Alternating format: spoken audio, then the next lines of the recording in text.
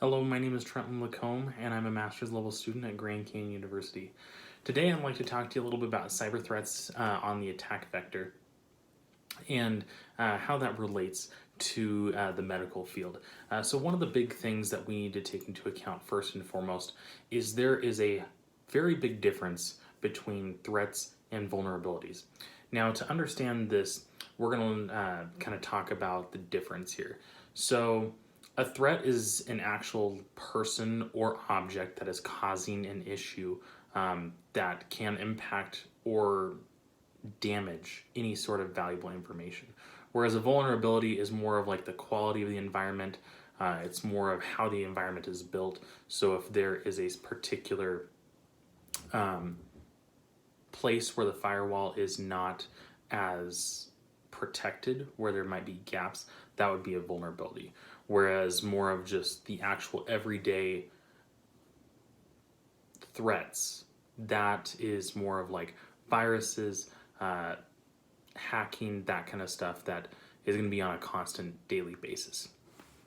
Now, another thing to consider when we're talking about this is the different types of attacks and how they can perform them. So, one of the biggest attacks as in the cybersecurity realm is ransomware, and especially in terms of the medical field. So, ransomware basically is that a hacker will hack into a system and take the actual system for ransom. So basically what it does is it leaves the entire system vulnerable. Nobody can use the actual system. It's completely useless until they actually pay the fine to the attacker. And even then, it's not even a guarantee that it will be released because it is password protected and is protected by the actual hacker themselves. And so this is a very difficult one, especially when it comes to the medical field and stealing people's, whether it's identities, social security, benefits, billing addresses, whatever it might be. It's a really big issue in that field. The other one that is a really big one is the man-in-the-middle attack. So basically the man-in-the-middle attack is very similar to like eavesdropping.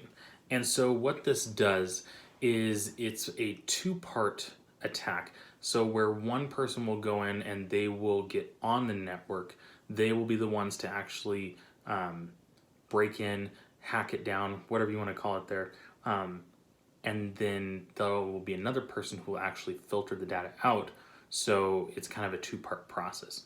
So that's a big one too, especially when it comes to internal issues. So an insider threat can be a huge one for the man-in-the-middle attack. So if somebody has a actual person inside the organization that can get this sort of information, it can really cause some substantial damage.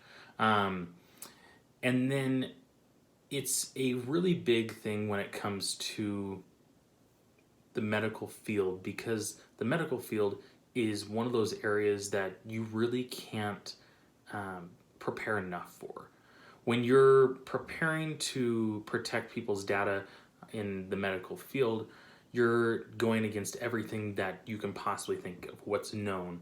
But with viruses and with all these different things coming out every single day, unfortunately, the best we can do is just to be as prepared as possible, set up as many firewalls in as many places, because there are things out there such as the man-in-the-middle attack, such as ransomware, and we want to make sure that we're prepared for it. So in order to do that, we want to make sure that we set up the proper procedures, that we are maintaining a good sense of security all the way around, and that we have multi-factor authentication in there as well for all employees, as well as employee logins, sign-on, stuff like that.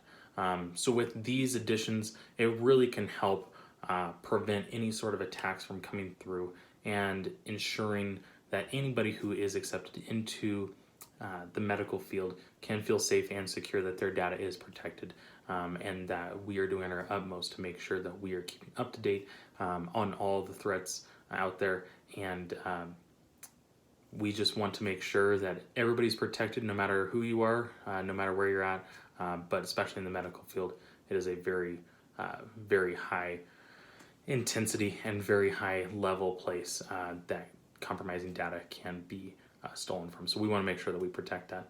Thank you for joining me today on this quick little video, and I hope you enjoy the rest of your day.